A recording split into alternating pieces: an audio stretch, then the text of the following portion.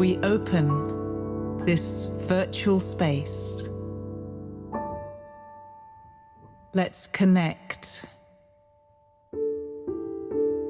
and be present with each other. Let's get to know each other with kindness and gentleness.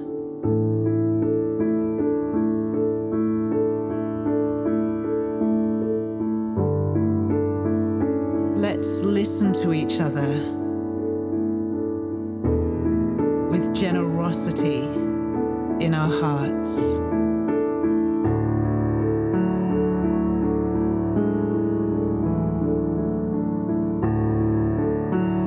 Let's learn from each other with curiosity and wonder. We are a part of nature. We are a part of Earth.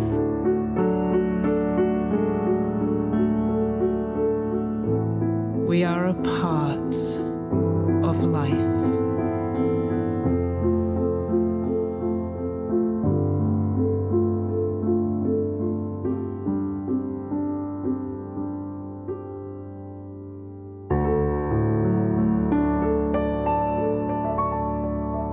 May we use our time together to add to peace and truth and goodness in the world.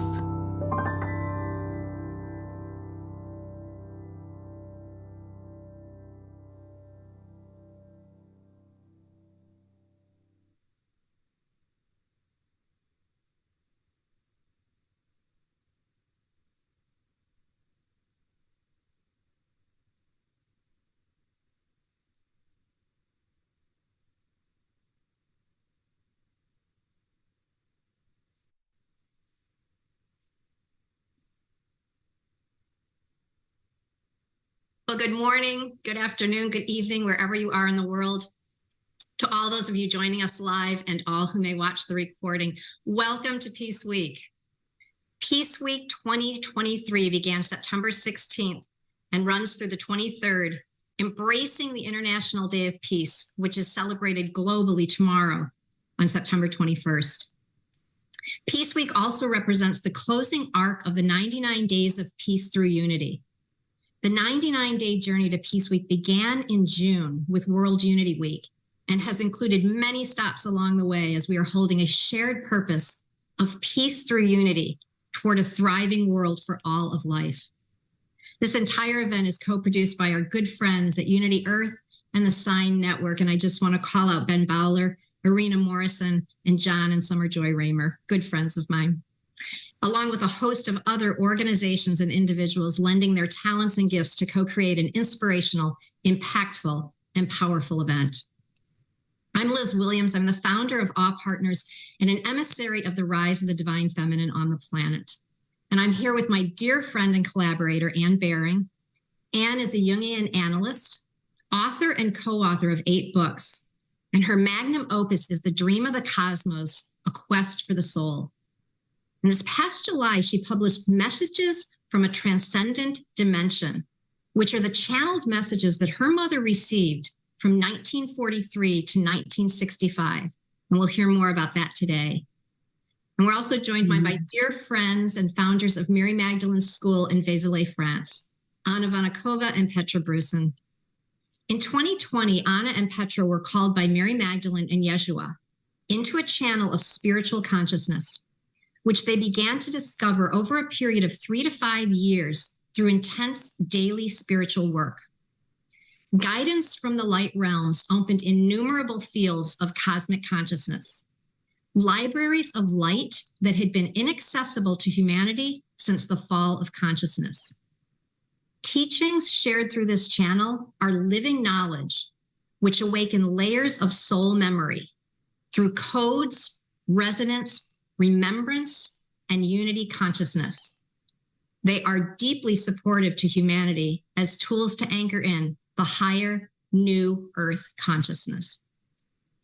And one other thing I'd like to share as we begin is if you've been in presentations with me before, you know that I always choose from my oracle decks beforehand. And very often the message received is absolutely spot on for the day. And today was no different.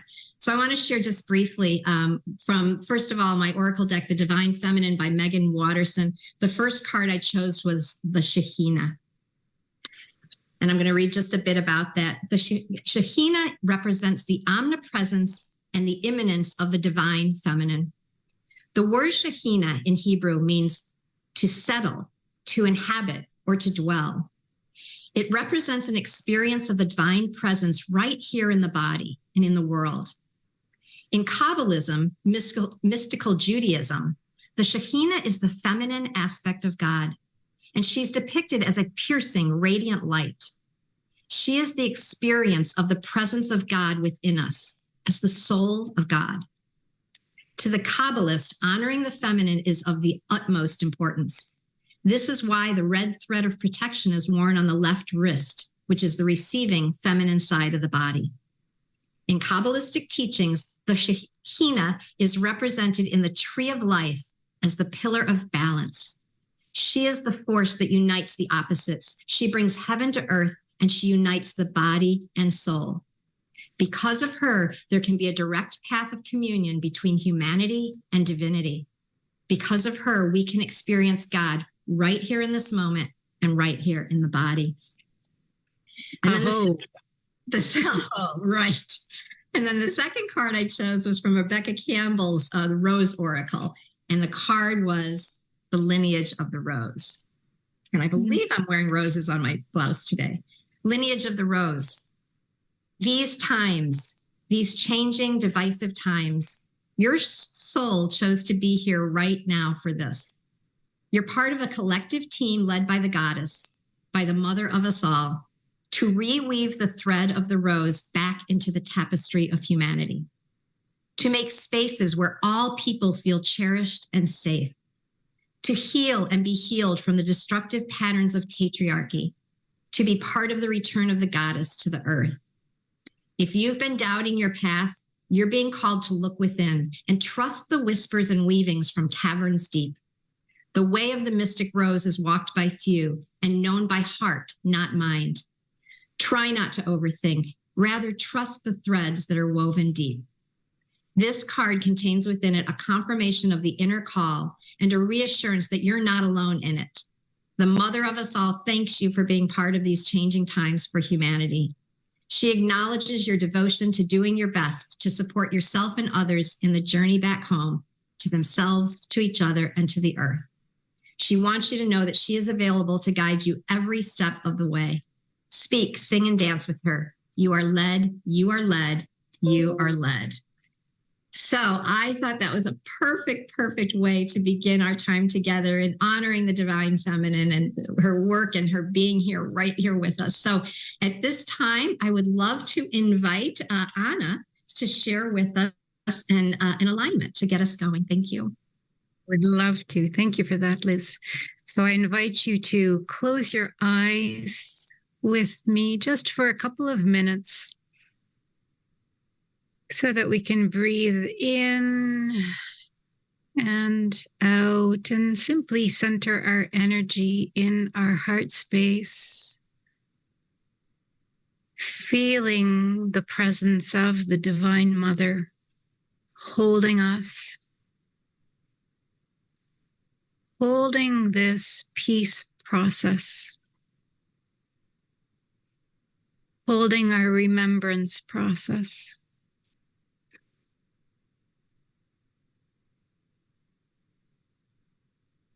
I invite you to move, if you can, to a place in yourself that has great stillness,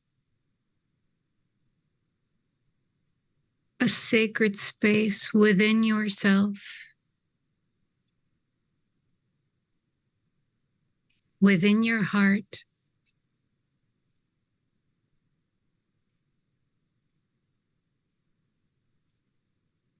This place of stillness that is always filled with the love of the Divine Mother. It is within each and every one of us.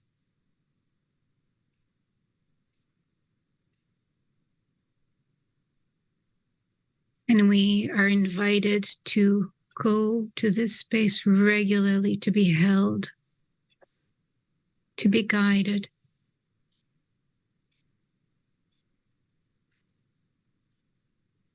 The sacred space of the heart through which all of us are connected.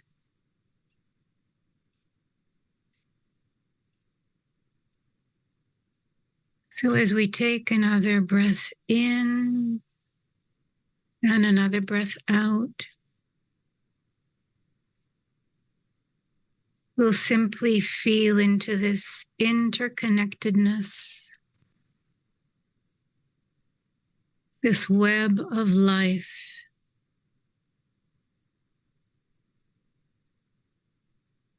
Through which we are all one.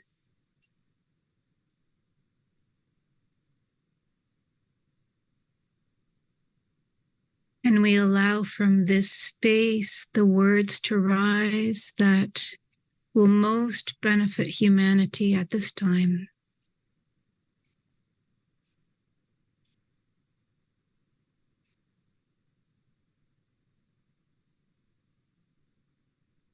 So we'll take one more deep breath in and out, and then I slowly invite you to open your eyes again.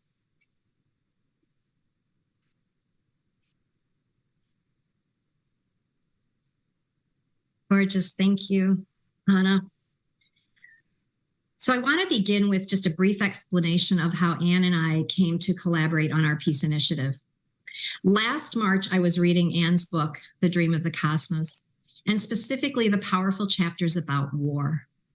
I was drawn in by her description of the addiction to war on the planet and the urgent need to address the insanity. I had met Anne a year earlier when I co-hosted an online summit, and I remembered her sharing her belief that if the mothers of the world would just say no more to war and violence, it would end. I wondered if anything like this had ever been attempted, and I reached out to Anne to hear her thoughts.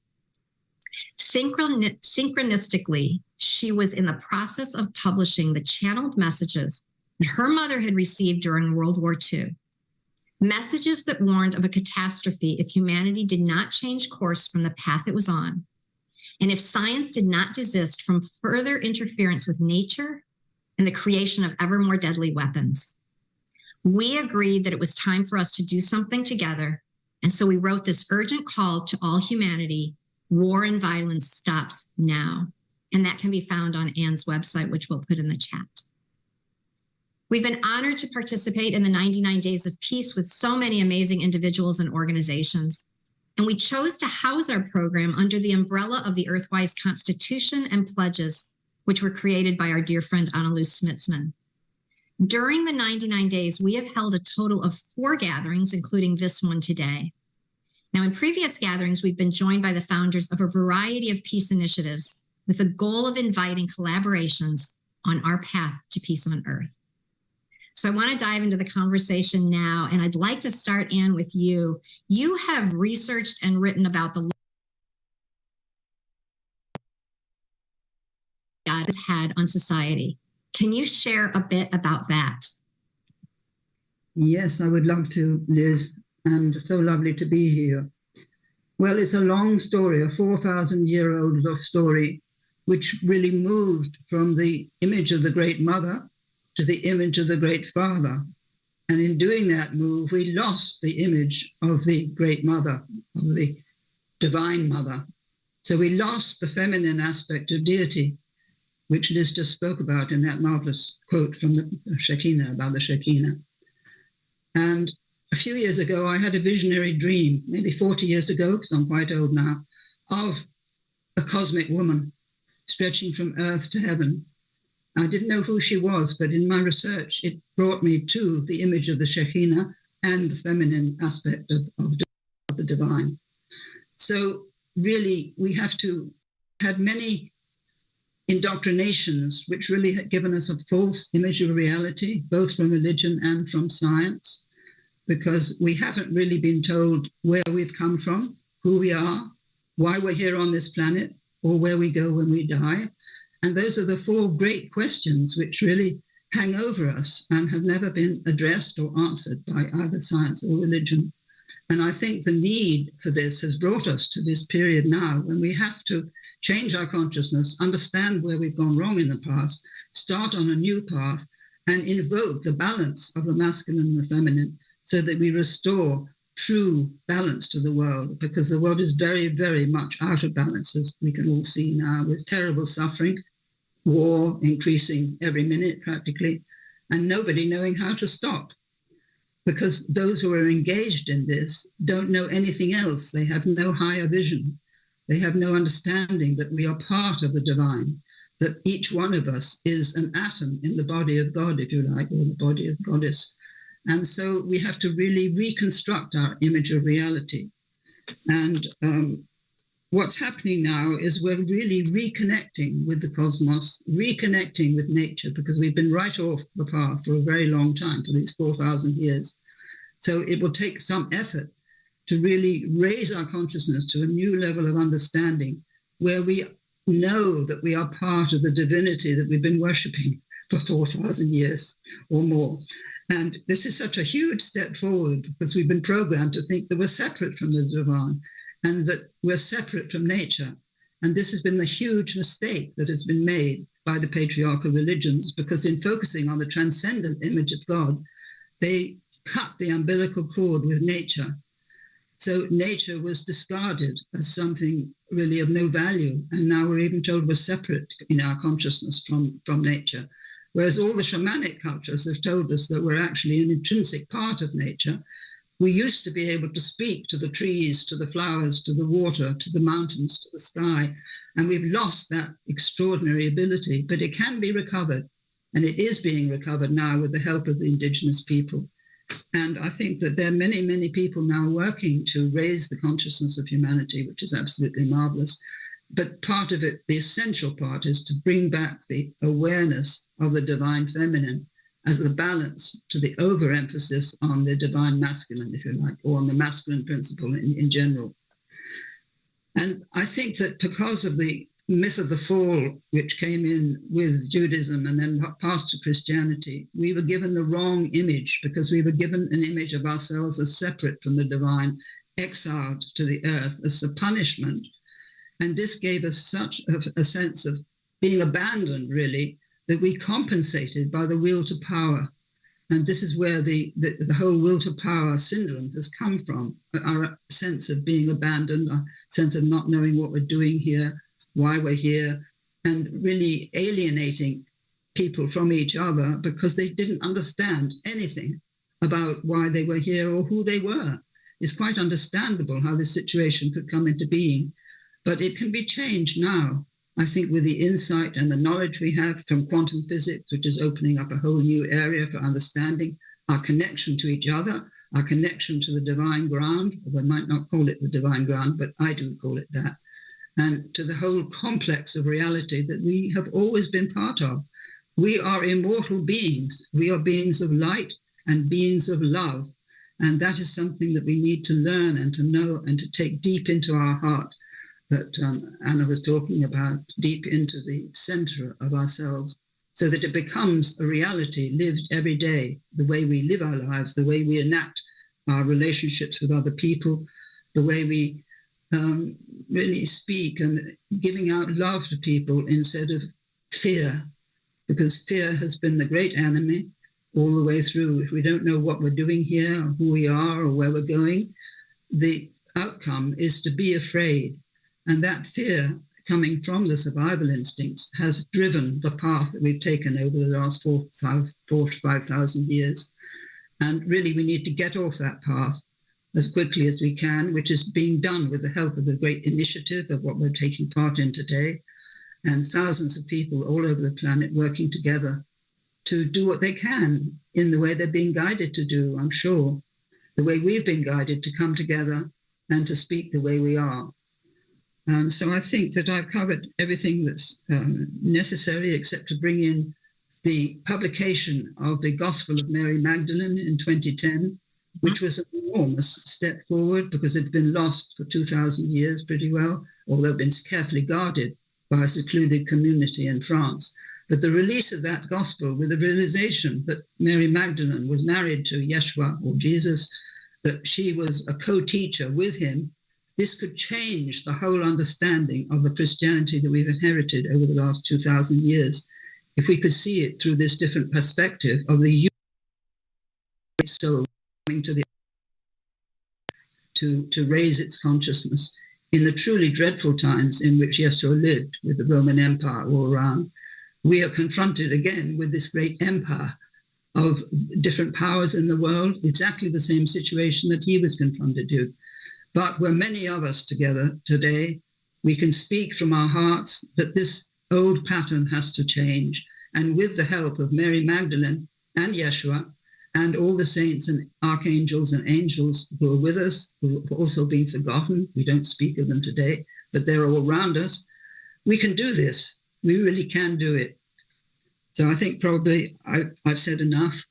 And thank you very much, Liz, for inviting me to be here. Oh, absolutely, Anne. And you never say enough. I can listen to you always. So it's always such a blessing to have you in our presence. And I love that you brought in Mary Magdalene. You know, we've said, and one of the pieces that I left out was after I had reached out to Anne about this urgent call initiative, it was only later that we realized that I had reached out to her on Mother's Day, which is in the UK, where Anne lives. I do not live there. So we knew that we were being guided. We know we've been guided by Mary Magdalene as well as Divine Mother. And I'd love to presence a little bit more Mary Magdalene in this conversation. So Anne, I don't know if you want to say anything additional about her, Anna and Petra, about her and what message of peace she might be bringing to us today, because many around the world are being visited by Mary Magdalene, are being encouraged to learn more about her as the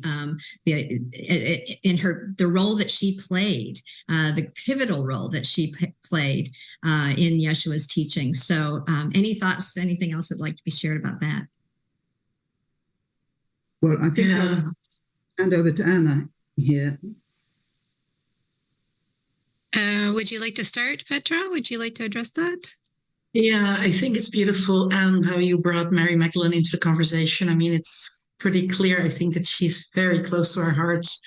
As we heard her call and came into this incredible work of service where we are in, and it's beautiful. She's an incredible symbol also for those who know her of the rising feminine. There's many examples, I believe, in the world from different great examples, but for us, she came in as an example that was really dishonored for so long. And is being brought back in what we feel is very truthful, and she's guiding us in a way into the area of living in peace for all of humanity through a process of remembering, as you said, Anne, our unity, our connection with all of life, no matter what it is on the earth. And at the same time, she's always guiding us in our remembrance of our multidimensionality. So, which brings in an incredible, powerful being in ourselves, a remembering of an incredible power that comes from the heart that is actually capable of creating a whole new world, and a world in harmony and peace. And that's what we're here for. And she's sometimes stretching Anna and me with the teachings she's bringing to us, and we listen as best to our possibilities to what it is that she's bringing. And she's always in a space of understanding and coming in through resonance, which she's also explaining to us is the new way of talking to each other. And when we came into this field of this beautiful initiative, and thank you that we are allowed here to share also with all of you, I was just watching at all of the faces that are here involved in this project, calling an urgent call to humanity. And I feel like, all of us beautiful beings here attending and listening to this have heard that call, even coming into the earth realms, being born in this exciting time And I mean, we all said yes. And I mean, it's not always the easiest path, but the generations that live now have really said yes to that. And I feel such a gratitude to be in this field of resonance. And I think if we can feel the resonance of gratitude that we've come together, it makes my heart sing, and I hope it makes all of our hearts sing. And we need that also at times to stay strong and centered. Yeah. So, yeah, Mary Magdalene is a leading guide for us, as many others, but she's really very special for us. And I'm glad she's here. Yeah. Me too. Anna, do you want to comment on that as well? Well, I would like to talk a little bit about the fact of the very special moment that we're in, because we're actually very much in the change of eras, and everything that's not compatible with peace is actually coming up to the surface to be examined, because the prayer, not our own individual prayer only, but the prayer of the cosmos, is to come back into peace. So we're evolutionarily moving into the golden era of peace. It's much larger than just a few of us. It's really the end of a cosmic cycle, which in Indian cosmology is called the Kali Yuga. And we're moving into a new Yuga, the anticipated golden era of peace. So we are actually in this major spiritual rite of passage. And I think that this is one thing that we need to understand when the going gets bumpy, which it is. We're really shifting from this victim, perpetrator, savior paradigm that we've been in for so long to a paradigm of understanding that we are the center of the creation of our own individual and collective creation hologram. So we're in the process of learning, remembering. We really feel it's a remembering process to take all of our power back from the outer world, to dissolve all of these false and limiting narratives that we've been programmed with by outer sources, and to come back to the voice of our soul, to bring our gifts back into our creation, because that's what we're here for. We're really here to walk the path of our soul, to bring peace to earth. Gorgeous. So that path, as you said, has been very bumpy. Not only externally, what we see when we look out, or God forbid, listen to the news, but the inner path, this healing that we're being invited to. Identifying all those thoughts and behaviors that are holding us back from expressing our true and authentic self, our magnificence, and our divinity. What is it, do you believe, that gets in the way of that? And how do we work through that? What is that path of healing? Mm-hmm. I asked that question to any of you who'd like to comment. Mm-hmm. Could I start? I think that the main problem is fear, because we've been programmed for so long to be frightened of what might happen. You only have to look at the media to see how they're always saying that this might happen, or that might happen, or something terrible is going to happen, or the financial market's going to crash, whatever it might be. There's always the anticipation of disaster just waiting around the corner. And this has been going on for a very, very long time. It's part of the programming that we've received, quite deliberately, I think, to make people live in a state of fear so that they will be ready to attack their neighbor, or to attack people on Facebook, or whatever it might be. So attack is their response out of that fear, out of that uncertainty and anxiety. But if we knew who we are, if we knew that we're part of the divinity of the whole cosmos, if we knew that we had a tremendous evolutionary responsibility to wake up and serve this wonderful planet and save it from our ancient predatory habits, I think this would bring people together, because there would be no need for differences of creed or religion or gender or whatever. We would all be together in this great work, the alchemical great work, which is all about changing human consciousness, bringing you from the negredo, the dark state, into the enlightened, the rubedo state. So we are all engaged in this, whether we know it or not. And I think that that is really wonderful. So, and fear of death has been one of the major, major problems right the way through, and it still is, because people don't know that they don't die when their physical body dies. They think they've been conditioned by scientific materialism to believe that death is the end of consciousness. This is not true.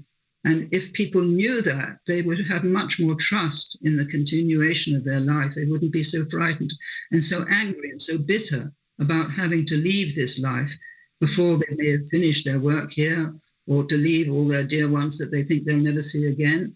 It has been incredible suffering has been created by fear of death. So that would be one of the things that we would need to overcome in this new phase, would fade away, and we realize that there is no division really between this life and the life beyond. We simply go through a door, we move into another dimension, but we don't die in the physical sense. So that is really what the first revelation is, that we belong to the divinity of the whole. The second is that we don't die and we move on into this other spheres and come back. We've lived many thousands of lives probably on this planet. We've come to love it, many of us. It's precious to us. And so I think we need to hang on to that. So I think that I probably said enough, but I would have stressed the importance of the fear element in what has led us into this present situation. Yeah, I think it requires an incredible discernment at this time, and discernment's capacity for all of us to really investigate in ourselves where we give our power away to outer stories. I mean, you mentioned briefly the media. Where are we hooked into stories that are not ours? There is really an inner work to happen there for many of us to come back to our own stories and listen in the deep silence of our own hearts to what the story is that is true for us. And I mean, we all have been some way connected or hooked in to the story and living in these times, part of the stories, one way or the other, as a process also to come into liberation, to let go of all these hooks, to detach of all of them, to be liberated. And we are so much supported by the wind in our back, in a way, in these times of change, to fully discern what is our truthful self, what is truth, where is peace in myself, in this place of beautiful inner fulfillment in which we don't need anything, we don't want anything at all. It is exactly as it is, and there's only harmony and wholeness, and we feel fully alive in this state of peace and nourished by our creative process, which is so joyful and coherent. And I think that's the invitation for all of us at the moment in this whole transition, knowing that the new is here. I mean, it is here. We do not maybe always see it, but it is here. The resonance is fully available for all of us to start a new story of creation. And I mean, we know somehow deep inside of ourselves that we've come to make this happen. And the path is prepared by many of us, many of our ancestors already, our family members. And we are now in the middle of the creation moment. And we're learning how all these spiritual tools that we receive, how can we bring them into a world of matter, into a world of manifestation? How does this work? And we bring all our wisdom that we already carry inside of us to the forefront, actually, of creation at the moment. And it's great that we have moments like this that we can share with the world what we already remembered, each and every one of us. So we can help remembering each other. Yeah. And I want, Anna, if you'd like to comment as well, but I would love for you both to dive in a bit to what Mary Magdalene's school is all about, because it is a modern day mystery school that I am honored to be part of. I in fact, spent a week on retreat in Vézelay, where they are located. Just this past July. But you do bring through these tools, these spiritual practices, things that we can use during this time to create that inner peace that then leads to outer peace. If you'd like to touch on that, I'd love to hear more about how you bring that forth. Yeah, we have we work with many different kinds of tools, and this is maybe one of the messages also to our listeners, is that there are so many tools available to create peace. And peace, what we need to say, it starts on the inside. All creation starts on the inside. We will never create peace if we're trying to control something on the outside. That just does not work.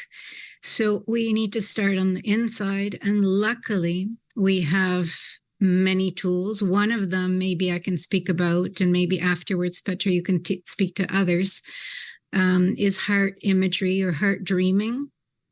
And I'll just give a really practical example of some of the miracles that happened in different communities where we were working. One, heart dreaming is really it's a tool where it's a technique where we are connecting our heart and our mind together to dream into place, into the material manifestation, a reality. And years ago, I was living in the Czech Republic, and there was supposed to be a military missile built very close to my house. And like a missile, was it like a radar for missiles? And there had already been a contract signed between the US and the Czech Republic, and they were going to start to build. And a group of us got together and we said, let's start to really send images of beautiful nature, the animals undisturbed, the vegetation healthy, peace in this area where they were going to build this radar. And we actually spent 6 months as a group in our meditations sending these images into the space.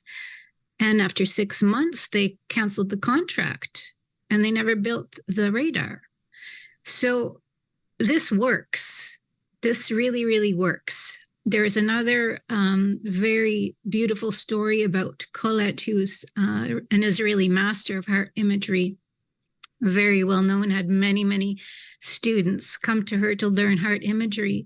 And during one of the wars in Israel, she was visualizing her village as completely peaceful and safe, as a haven of peace. And all the villages around her were bombed, but her village was completely intact. So we have a very powerful tool we can use without needing to do anything in the outer world at all. We just need to actually really remember who we are and apply ourselves. And this is, I think it's a muscle that needs to be developed, that we're just remembering, and it needs to be developed. And the more we develop it and the more we have results, the more we will understand the true nature of our power, which is infinite. Yeah, and it's a power that many of us, I think, fear actually acknowledging. I mean, it is a real leap to imagine I am that powerful. I truly have that divinity within and the ability to, as Anne and I used in the urgent call, command something to happen. And that's what we're in the most beautiful of ways. So that's gorgeous. Thank you for sharing that, Anna. Petra, do you want to share another spiritual tool or technique that you share? Yeah, I mean, there are so many, and there's so much to say about it. It's the same like when you ask us, what is peace? Like, what are the tools? There's a whole library full of tools that we teach at the moment that come from the guidance, actually, of the light realms, or whatever you want to call it. But one of them to really understand is the power of resonance. And I just touched on it already. When we embody, let's say, the journeys we take, the teachings we receive, and we fully embody it, our resonance is rising into a field where there is only the existence of oneness, and all other elements disappear. So when we practice to to stay in that resonance, because that's the practice that Anna is also mentioning here. The practice of actually we are all one, and we consciously live in that state, no matter where we are moving through in our daily experience. Then the state of separation and all that has come with it in the hologram that is played out in our world just dissolves. And we see it happening more and more often, like instantly, that the power of resonance is just manifesting in a very, very rapid pace. And it comes also with the understanding that we are living beacons of peace in a way. And if that is what we hold every day in our own practice and in our inner world, to stay centered in that space and examine every ripple that might rise, move through it, examine it, and work with it in the inner realms to dissolve it. And there's too many tools to talk about right now, but there are tools to dissolve it energetically. Then we do see it immediately dissolving in our outer world. And just imagine if all of us would do that, what happens then? Because, I mean, we are, we know that we are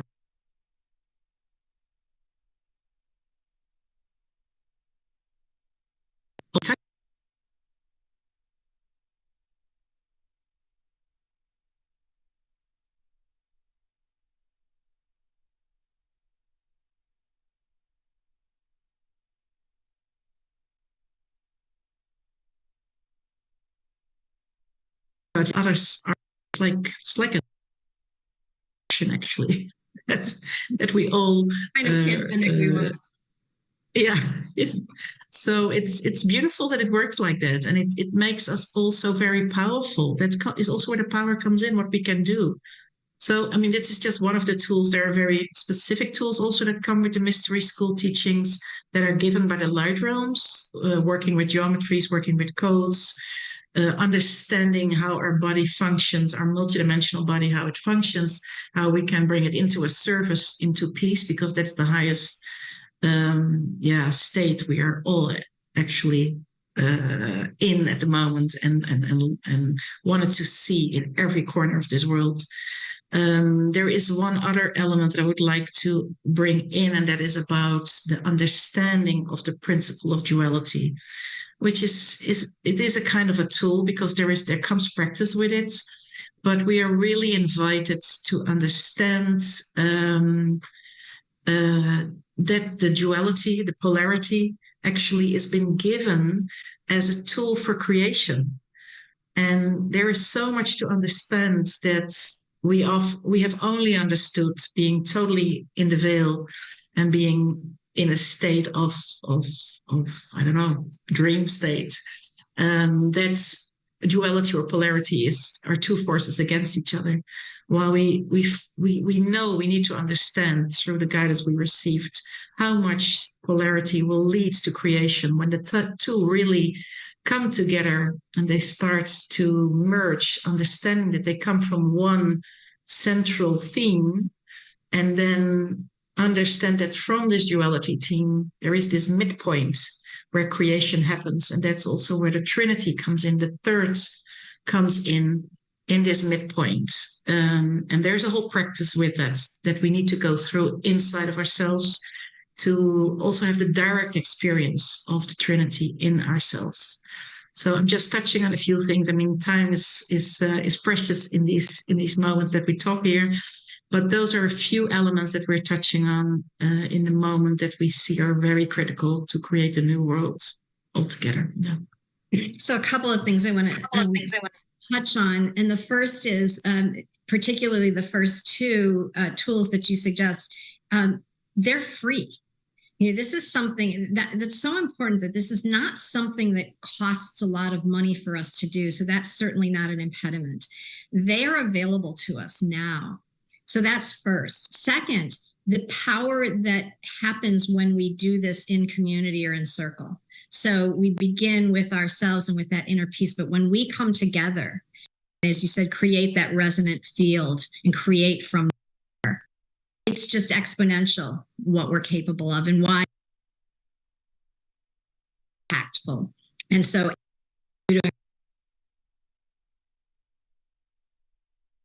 so important. But I'd love to just, before we move from and go into our guided meditation, this talk about this duality that we live in, and yet there is a third way or a middle path, I've heard it described as. So there is, rather than looking at it as the black and white or either or, there is the both and, there is a third way. And this is really what I see as how we create that new earth. Once, the inner peace leads to outer peace, but there's a third way to create specifically, perhaps the new systems, the new foundations that we'll be using in the new earth.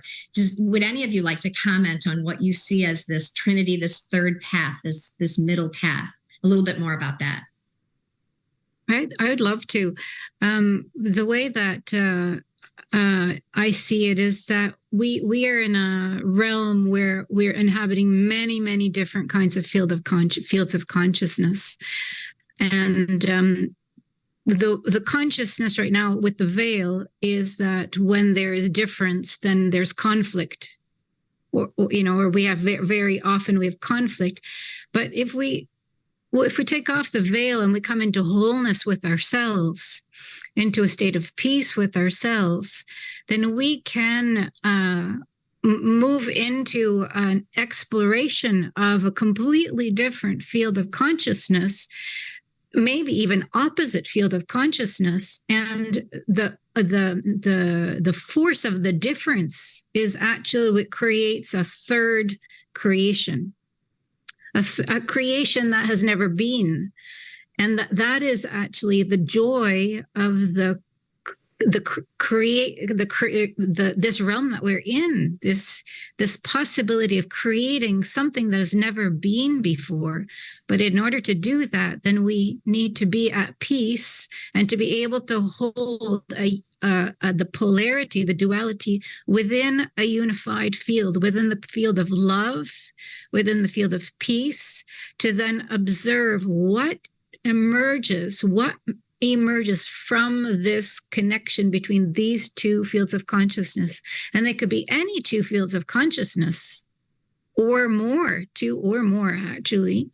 But it's an incredible creative potential that we're given here in this realm, just waiting to be experimented with and explored. And when we move out, once we can move out of having conflict, inner conflict, because all conflict starts on the inside first. And we all know how it is to have two voices inside of us that are saying, well, this, and we can't kind of make the two voices meet. And that's part of our inner work, is to create peace between our inner voices so that we can move forward in a unified way. When we can do that internally for ourselves, that creation process, we can then do it on the outside with others. And this is the realm of magic. This is a realm of absolute magic, because we can never predict what's going to happen. Yeah, so go ahead, Petra.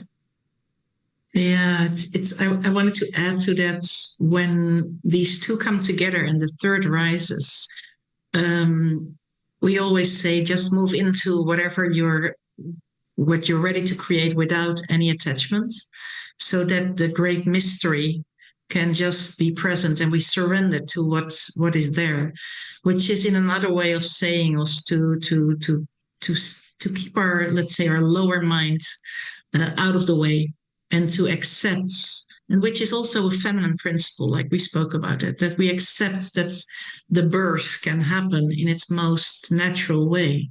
So, and that's a practice, because when you are in a great desire also for a world in peace, you really want to go and you want to make it happen. And that's a wonderful drive inside of ourselves. And yet we feel the practice is also to be fully present inside of ourselves, and then be fully there to allow these worlds to merge, and then surrender and trust the great mystery, the divine source, that the third will come exactly in the way that it's supposed to be. And there's a whole practice there that comes also with humility, and in a way bowing to the great mystery. We do our best here as human beings, and yet we know only what we can what we can access, yeah? And we all feel that there's a greater source at play, which is also us. And yet there's so much more there. And that comes from me with an incredible honor and bowing for this source, the spirit, the Holy Spirit, whatever names we give it in our own cultures. There's so many words for it. Yeah. You spoke earlier, Liz, you asked the question about what are the thoughts and behavior patterns that could get in the way of building this peace. And Petra just touched on it, that actually the lower mind needs to actually function, be in its place, and not take over the whole show.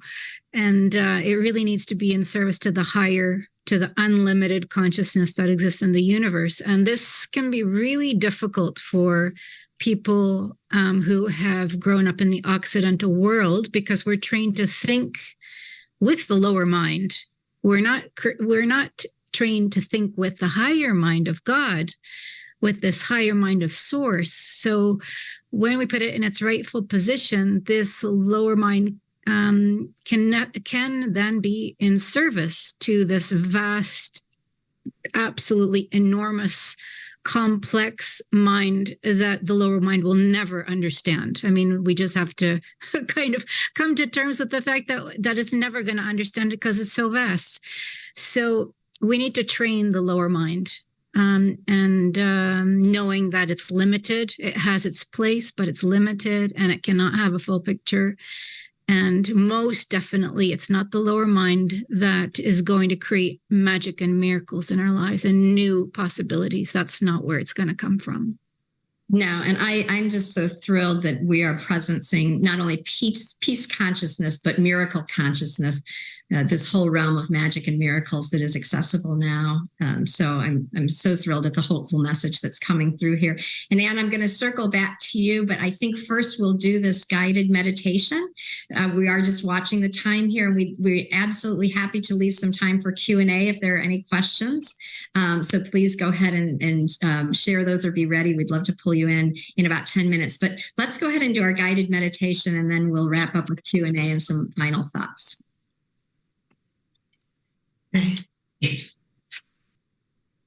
Okay, just close your eyes if you can at the moment.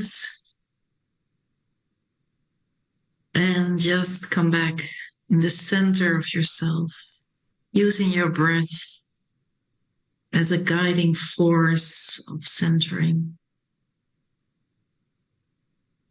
Just inhale and exhale in your own rhythm.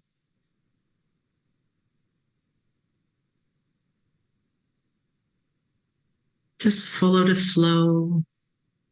There's nothing to do, nothing to interfere. The breath that is always there.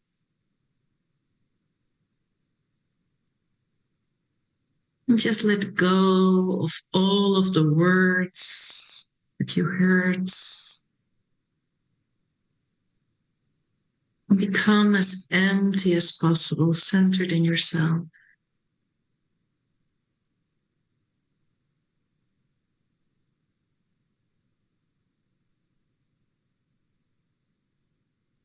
And if there's still thoughts rising, just look at them like clouds in the sky as they're moving away from your fields.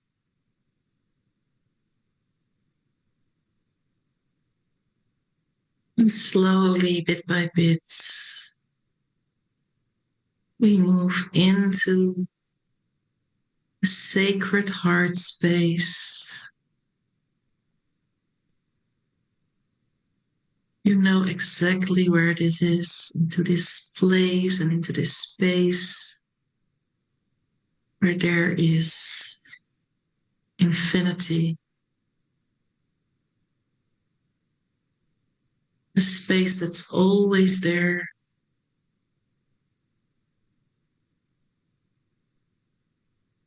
The space where you meet the pure you.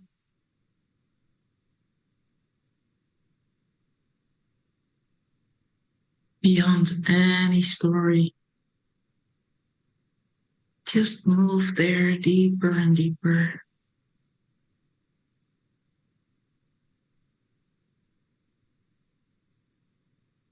You know exactly where to go to find this space of silence.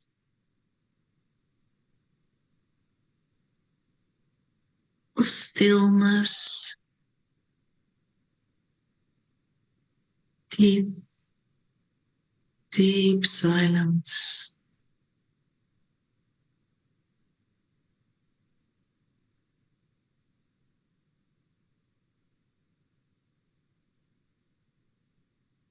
And there is an emptiness.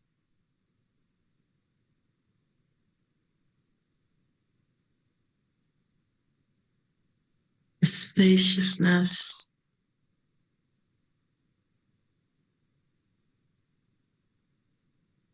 It is full of fertility, yet empty.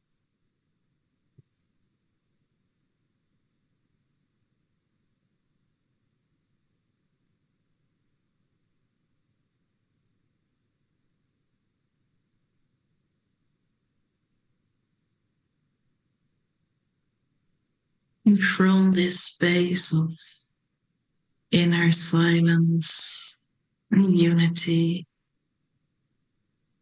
we connect with the web of life.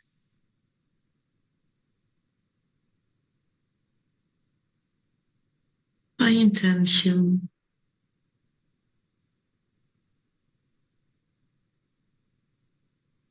the web of creation.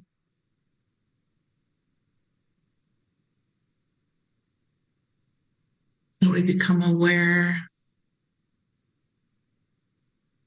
how deeply connected we all are in this web of life.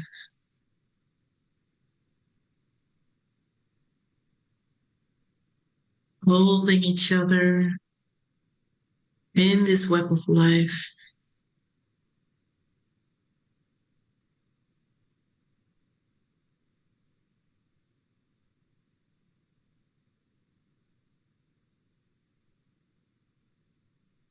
And at the very, very center, we witness a beautiful white gold flame of unconditional love. It is so pure, so radiant. It's pure consciousness.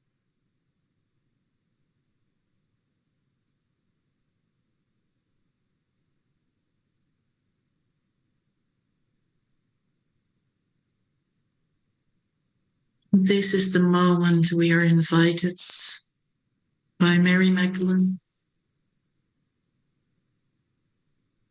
to allow inside of ourselves to rise any obstacles, any obstructions, blockages that are ready to be dissolved,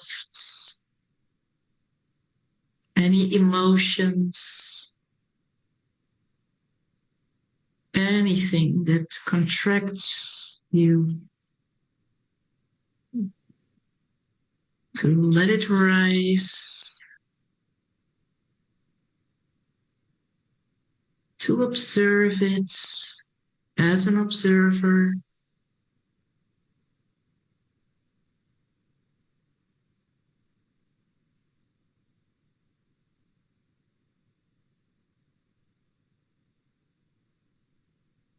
and to allow the inner flame of unconditional love inside of you to be with this element inside of you that is ready to be released. Just bring them together and allow the divine force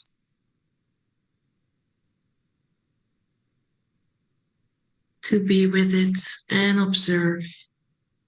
Just observe. There's nothing to do.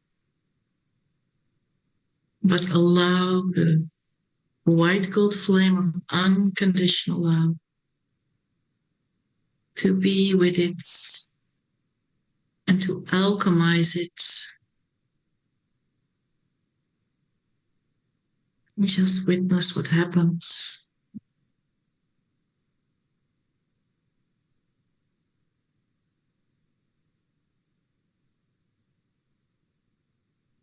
All is well.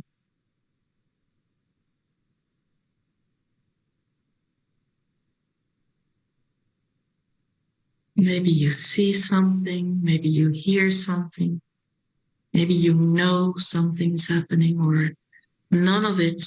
It's all well. Just stay with yourself, with your inner truth.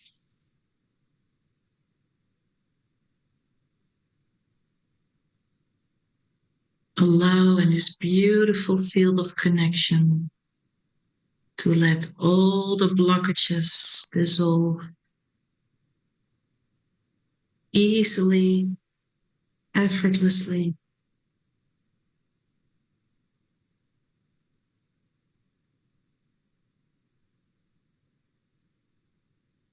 And as this is happening, you observe a space of liberation, spaciousness,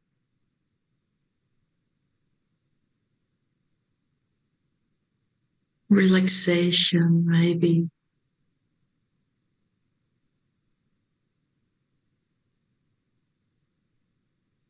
Just surrender to whatever is here now. It is as it is. And all is well in this field of unconditional love. We're all held by the Divine Mother.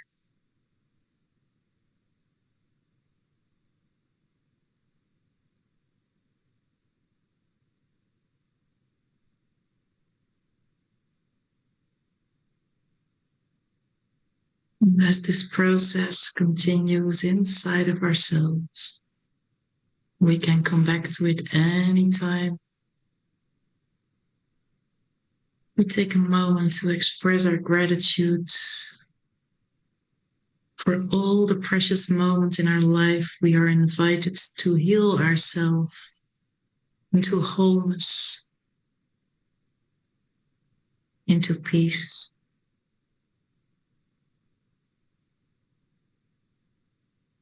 As we remember more and more every day that peace is our most natural state of being.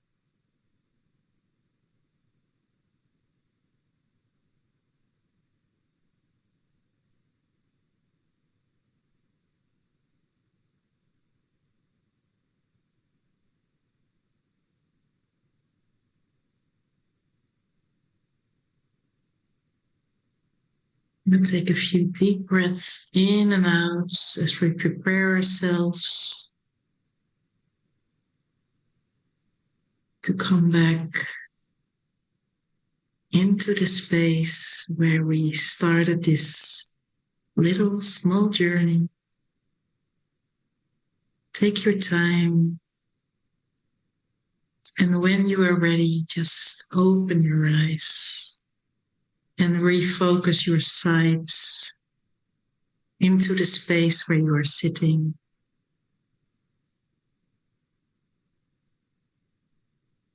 While the process will continue inside of your heart space on its own.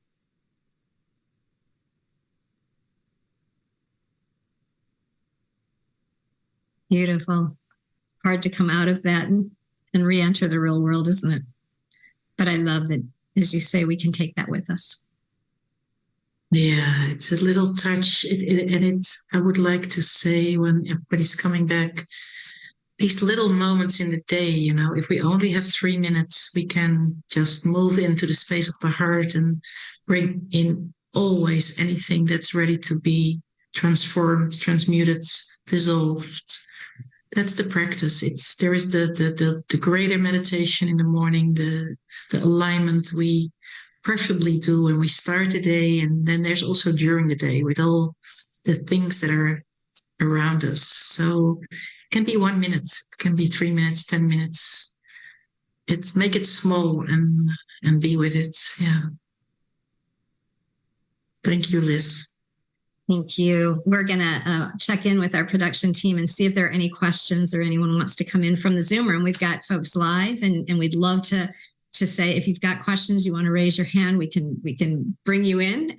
So we'll open that up. But while we're waiting just to see on that, Anne, I would love you to touch on, if you'd like, you are in the process of publishing a new book about the Holy Spirit. And would you like to share a bit about that? Unmute and share about that. As I mentioned also, Anne published in July her Messages from a Transcendent Realm, which are these channeled messages that her mother received for 25 years. It is fascinating, it is prophetic, and it really is a message that we are continuing to hear today. There she has the book right there. I have my book. It is packed in boxes because I've just had a move of home, but I've read it. It's magnificent. So maybe just a touch on your book about the Holy Spirit, Anne, and then it looks like we might have someone waiting with a question. Olivia's waiting. So let's go ahead and unmute, darling. You're muted again. Sorry. Yeah. Well, really, the book on the Holy Spirit is a summary of everything that we've been talking about, because it's the story of how we lost the divine feminine and why we lost it and what that loss meant, how it conditioned our consciousness to really remain stuck like a peg in a hole, where it really couldn't understand what was happening. And it's so all the suffering of humanity is so understandable when you understand where we've been stuck for so long in an image of the divine, which is not complete, and also with the feeling of separation, and also with what was Anna called the lower mind, because this is nothing else than the ego trying to struggle to survive in a world it doesn't comprehend, and it has to deal with all the problems of the day-to-day life without understanding. But what you've given here, Anna and Petra, is deeper understanding, which will help people to see it in a context, which will give much greater meaning to their lives and much greater relationship to the divine ground. And this book on messages, I will just read the last few words because there are only 3 lines. They are: love be with you, love be with the world, love be the only eternal blessing. And that's really all we need to know. Thank you. Thank you. We're going to pop in now because we've got a couple of questions and we are running out of time. As always, we've got about 10 minutes left. It looks like Olivia has a question. So we'll start with her. Can we bring on Olivia? Looks like she has some beautiful flowers behind her as well. Yes, these flowers. Thank you so much, Elizabeth and Anne and Anna and Petra and everyone here. I'm so grateful that you're bringing up this conversation, which I hear everywhere now on this Peace Week. And there's so many synchronicities happening. I want to say that I'm grateful because you are also helping us remember what our Indigenous relatives have been sharing for so many years globally. And there's a beautiful tool that my teacher, the Venerable Dahani Wahu and Aniyunwiwa, 27th lineage carrier of the Cherokee and also a sky dancer, Khandro, in 2 Buddhist lineages. She has us envision this beautiful basket that we're weaving all the way around, all of the lower mind, the dualities, the separation, the illusion of separation, because it's only an illusion. It's the display, she calls it. And so if we weave this huge, beautiful basket of love and compassion, as you just said, Anne, and I love your book. Jean Houston got me onto your book, and I've reread it over and over. I can't wait to read the one you just published. Love is the answer. Love and compassion and raising our vibration. So thank you. And I hope that this is another tool if people want to envision and dream the dream. We are the dreamers. We are creating our reality. Thank you so much. I'm so grateful to be here. Thank you for all the work you're doing. Oh, Thank you, Olivia. Thank you so much. That is a beautiful visual, and I love that you shared that. We very much appreciate it. It looks like now we have Ursula with us. Am I right? Yes, that's right. I really appreciate your bringing together, hanging over everybody, the threat of excommunication.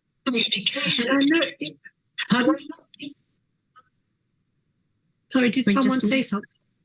Sorry, Ursula, we just lost you. We heard the threat of excommunication, and then we didn't hear the question.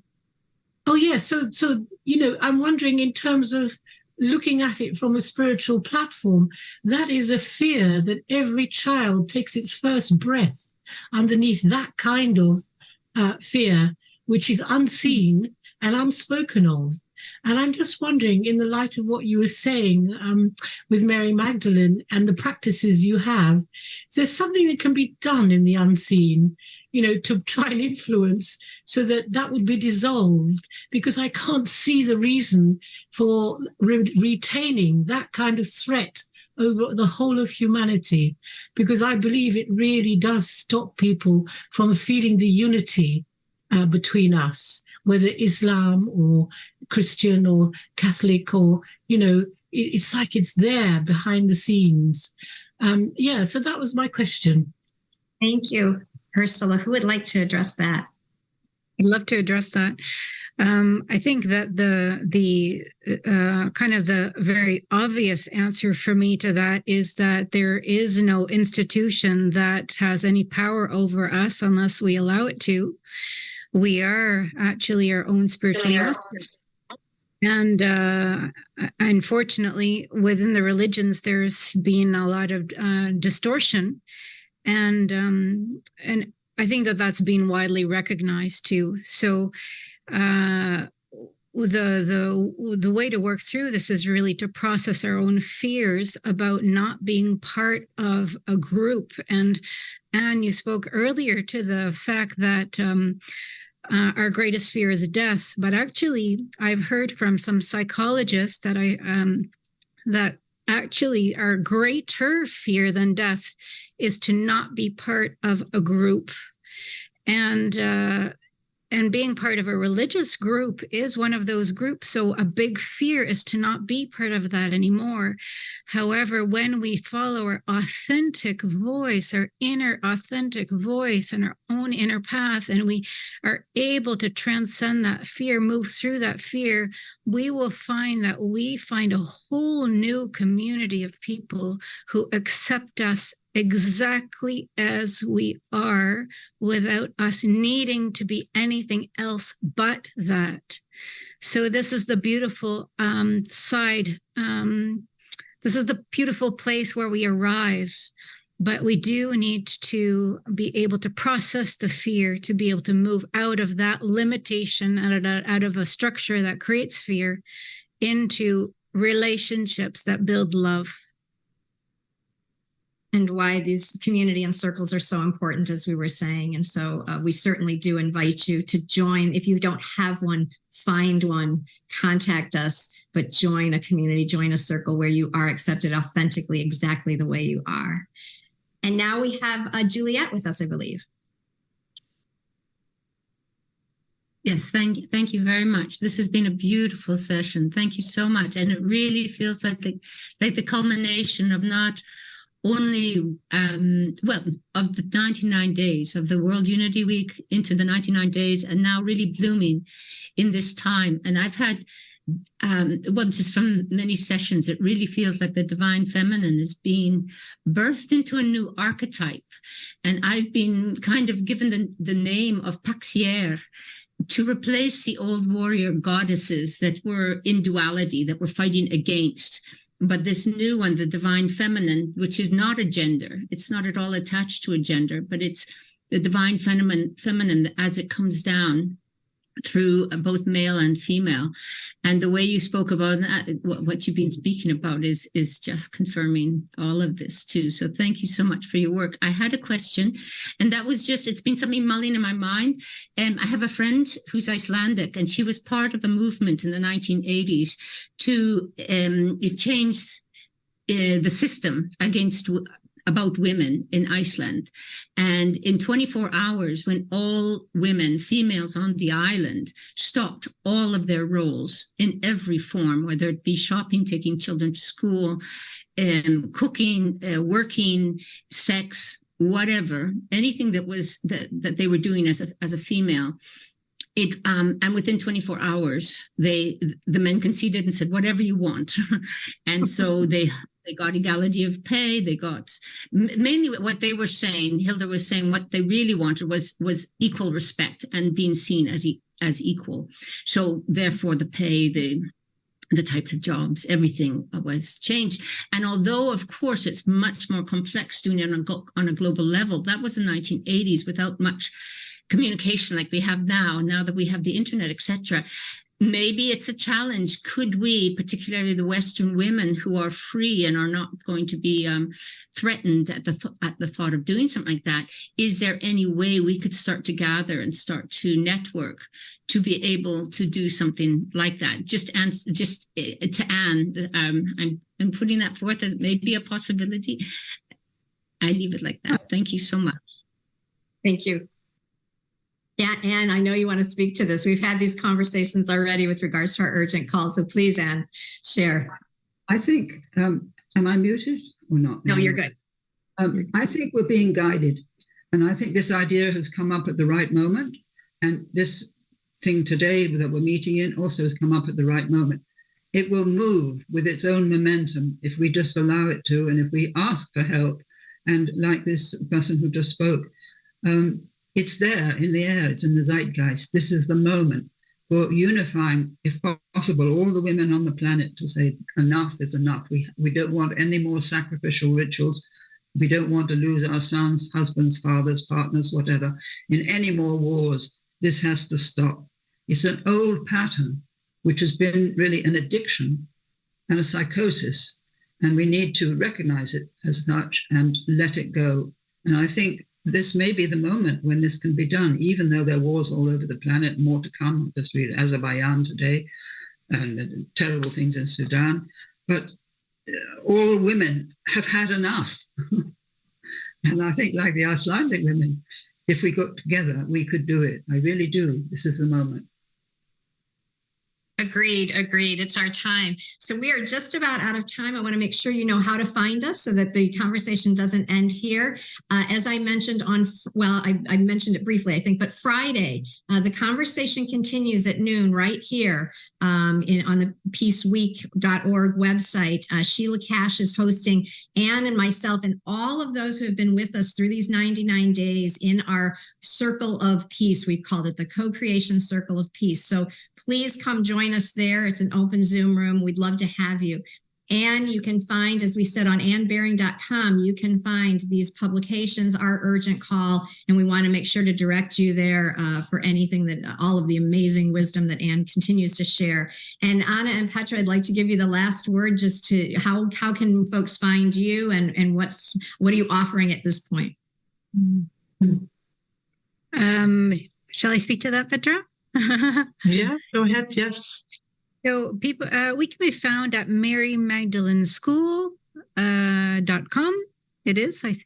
And we have, for anybody that is seeing us for the first time, we have also a book. I don't know. It's hard to maybe see. Here it is, possibly Mary Magdalene's Great Passage. It's kind of, there we go.